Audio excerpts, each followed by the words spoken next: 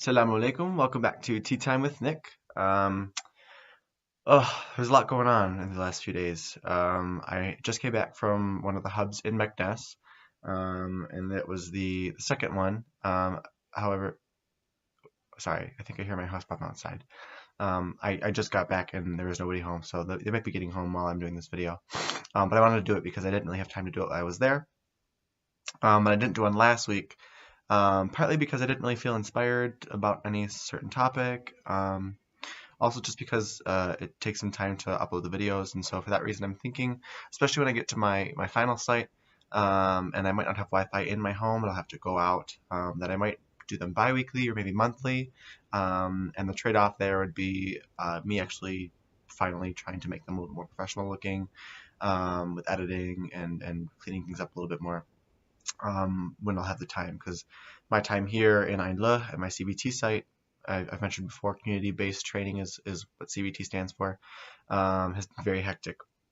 But that's coming to an end very shortly, and that's what I want to discuss today is sort of the timeline of Peace Corps. So I'll start from the beginning, and I will, tell you where I am right now and where I'm going, and how things will progress from there, because we're sort of getting to that time of flux and change. But so to start from the very beginning, for anyone that's interested in joining Peace Corps, it's a super easy application. I would strongly encourage you to do it. There's, the worst that they can do is say no, and you will, learn from that process, just like what they're asking from you, and maybe speak to a recruiter, and maybe that'll help you if things didn't go your way the first time or what it might be. Um, and I would definitely recommend, if you're going to apply, to speak to a recruiter, and just sort of get the lay of the land as far as application and what Peace Corps is. Um, I do want to put a little asterisk that their experience in Peace Corps is going to be completely different than your experience in Peace Corps. Peace Corps Morocco is probably more similar to working with like Doctors Without Borders in Morocco than it is to Peace Corps in Uganda, because I mean the culture, the language, everything is different. Basically just Peace Corps, the mission. Even the work that you're going to be doing won't be the same. So when people talk about like, oh, I know someone that did Peace Corps and they had this experience, like it's nice to get those anecdotes, but it basically doesn't inform your experience in Peace Corps at all. Um, it's really better. I'm sharing this information with you not just to tell you about Peace Corps, but to tell you more about Morocco. Um, but I applied a little bit early. As soon as the deadline came around, though, I was notified pretty early that I was being considered for a position in Morocco. I know somebody that's going through the process right now that has, since I got to Morocco, applied, heard back, and had their interview. So, give me a second. It's a little cold in my site right now, so I really, like, that's why I'm all dressed up in my jammies and everything. And this is really nice to have. It's not really cold, but it's starting to get cold. Um, anyway, I digress. So you apply, you hear back. Basically, in your application, you indicate the top 3 countries that you'd like to serve in and what sector. So my top choice was the Kingdom of Benin, working, I think, with youth, or it might have been education, which is, I might have already said this in a video before, but I'll say it again, which is right about there. And instead, I'm up here. But it was a program that required French, and so that's why it was my top choice. Morocco were my second 2 choices, one working with education, one working with youth. It's basically the same thing. Now that I'm here, everyone is youth and English education. They go hand in hand in the case of Morocco. But you can also choose to say, put me anywhere. And so they will bring you wherever your skills fit, or wherever they need people, or what it might be. So after that, there is a pretty short wait period. I think mine was a little bit longer than this individual I know who's going through the process right now. But it didn't take very long for them to want to set up a Skype interview or a phone interview if Skype doesn't work out. And that is not super intense, and yet pretty, it really does go deep to the core of who you are. So it's not really about like testing your experience and your acumen as far as like developing countries or language or things like that are concerned, but more about who you are. Are you a resilient person? Are you an adaptable person? Things like that. Um, there's a whole, I mean, I'll put more in my write up about, the specific things that were asked of me.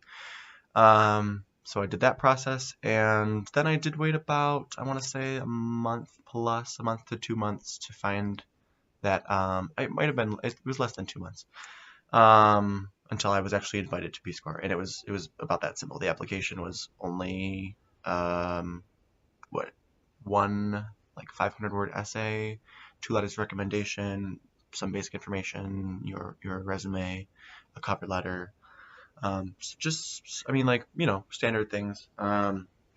So um, pretty unintimidating as far as the process is concerned. So you get that information, and then they start sending you all this information. Your passport and your visa are the first things that you have to get out of the way. Then comes your medical and legal clearance, and those processes are basically a bunch of paperwork going to this person, going to that person, going back to this person, getting information kicked back because something was missing or whatever it might be.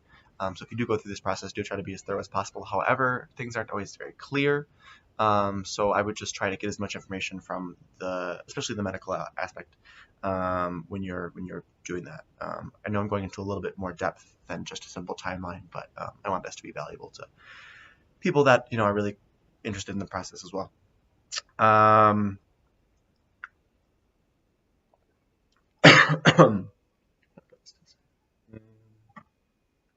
That'll work. Maybe just on the ground. A crib here.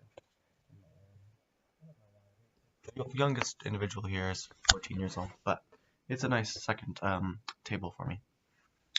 Anyway, right. So there's all the leading up information. There's a lot of information coming at you. The Peace Corps handbook, some like Peace Corps. I wish that I had the exact name of it, but their core values and their mission and things like that they start to familiarize you with. Then you get a date for your orientation and a city for your orientation. Typically, it's on the East Coast unless you're going to a country such as China or something like that in Far East Asia, in which case your staging might be in the West Coast. But most of them are in the East Coast. Philadelphia, New York City, Washington, D.C., even like places, maybe not Miami. Maybe Miami. A lot of the cities on the coast are the ones that they use. But it depends on where you're going. I know Morocco is always Philadelphia, so that's where I went. It was 2 days. It was super short. It's like I thought that was the beginning of orientation. I knew that I would be doing essentially what was like 2.5 months of orientation. I didn't know that only 2 of those days are in Philadelphia. So you get there, you basically say goodbye to your family, do just some prepping activities, and then you go. The next night or was it the night of the first day? No, it was the next night. We drove out to New York City and flew out. And from there, we spent about 10 days in Rabat, and rather Harhoura, a suburb of Rabat, and that was a lot of the basic training, getting into our language groups, finding out where, at the very, very end, finding out where we were going to be spending our CBT time, our community-based training, which is where I am right now. That process is about 2 months. I've got about 3 weeks left here. I've only got 2 weeks left with my host family because of that 3 weeks. You've got days off that you can go out to site if you want to. That is a privilege that's just been given to us. Prior, we've only been bound to our site, which is just to encourage you to stay with your family and familiarize yourself with the area and the language, and not necessarily like put yourself in groups of Americans and go to places as tourists. So I understand that.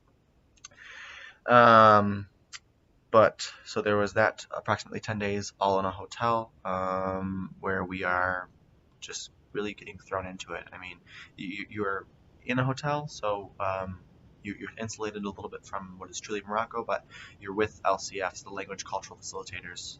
So there's a bunch of them, and then you get assigned one, and then that's our teacher for this point in CBT. I'm assuming that's the way it'll work in all countries, although with different variations depending on the need. Um, but yeah, that time is a lot of orientation to medical and safety and Peace Corps and you know, Moroccan culture and everything, you know, just to prep you for what's to come. We get to our CBT site. I want to say like 2 weeks after arriving in Philadelphia, about, and that's where you're going to be for approximately 2 months.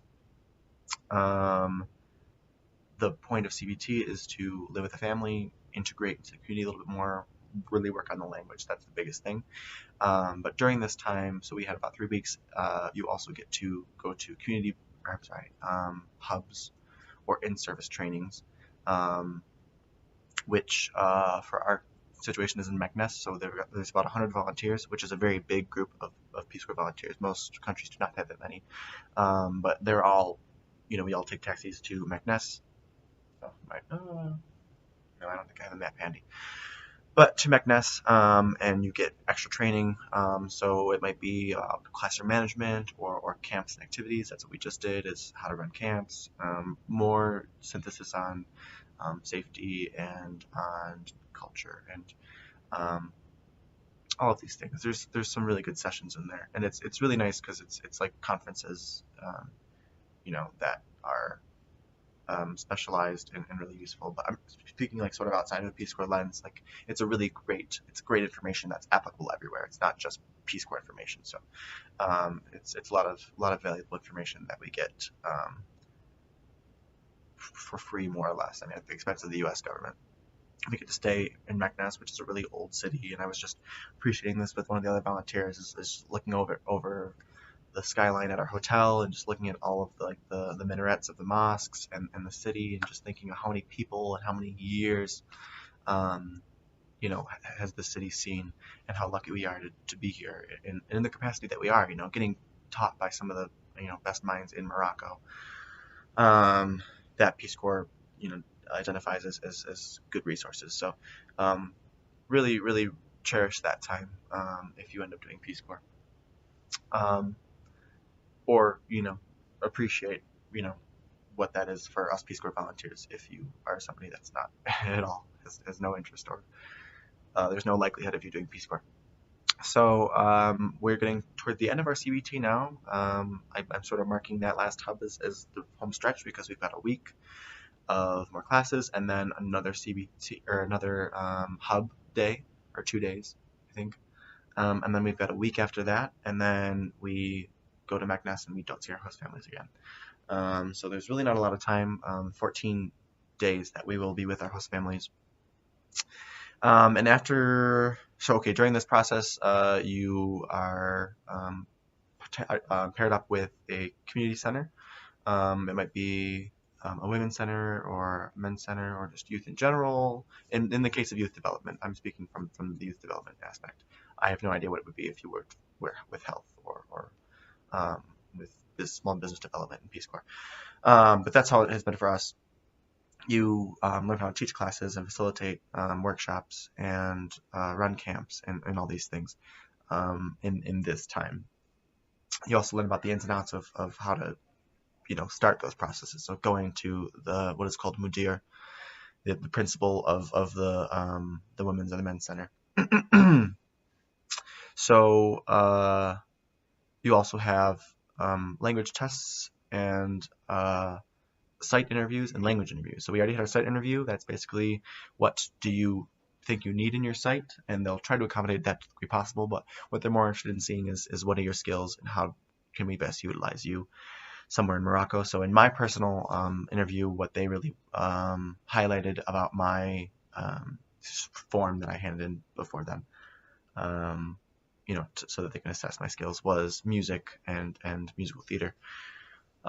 Which is, if you know me, something that I'm very much interested in or have a strong background in, and is apparently something that could become a big part of my service here.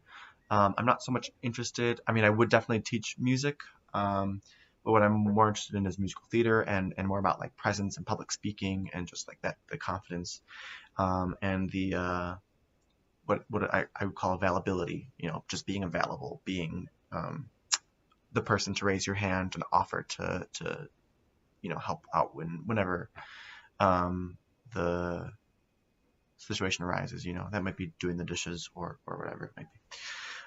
Because I think those playmakers is the word that I came up with, but I don't like that. Those doers, those people that show that they are available. They make an impression, and I hope to be that person. So that's something that I think I might end up doing in my site, and I don't know where that is yet, but I'll find out in about a week. So it's really getting down to it. So what happens is right before, or no, we're at the next hub, at the next session, so a little bit more than a week from now, we'll get our sites, and then we will come back, say goodbyes and things like that. We'll have another week, so there's more language, but really it's going to be site orientation and maybe working on Tamazight. That's another language that's spoken in some rural areas here. So if that's a site we're going to be at, we'll get some training in that just to be able to integrate a little bit when we get there. However, Darija is the main language spoken around, so that's what we've been working on so far. After, I think it's the 23rd or the 24th, we go to Meknes and we do not come back. We have site orientations and more workshops and our swearing in ceremony, which is when another volunteer gives a speech, and there's all of this sort of there's great words for the concept I'm trying to describe. This sort of regalia almost. This I don't know, like a graduation is, the pomp and the ritual even to it. So there's like reciting the Peace Corps motto and taking the oath and things like that. And then we leave and we go to our sites and we start to try to figure our way into the community and integrate and identify people that we might want to work with and places we might want to work with and what resources they have and don't have. And then 3 months after that, we have another in-service training. I think this one is in Marrakesh, which would be super exciting. That's a very different part of Morocco and is one of the big tourist sites, as is Meknes, but Marrakesh more so. And that's a pretty long CBT. And then I hear it's another 6 months or another 3 months after that. And then there's another in-service training, which is specifically a Tamazight one. So if you're in a Tamazight site, you'll go to this, and it's in Ouarzazate, which is Ouazzate, I think. If you want to look up some pictures of it, I might try to post some in my write-up. And halfway through, you have your mid-service evaluation. How do you think you're doing? You get medical checkups, dentistry, and things like that. That would be about a year from now for me. And then about 9-10 months after that, you begin COS. So for your last 3 months of your training or of your service in Peace Corps are wrapping up things, like post-language interviews, how much have you progressed. I can't really say much about the COS, it's called COS, I'm sorry, I didn't define it. It's called close of service. So it's, basically tying a bow on everything that you did, and reflections and now what sort of thing. So if you're going to grad school or what it might be. So that's the timeline that Peace Corps is. I hope I didn't leave anything out. If you had any questions, please do let me know. This video is already running a little bit long, so I think I'm going to cut it off here. But as always, thank you so much for joining me for tea. See you next time.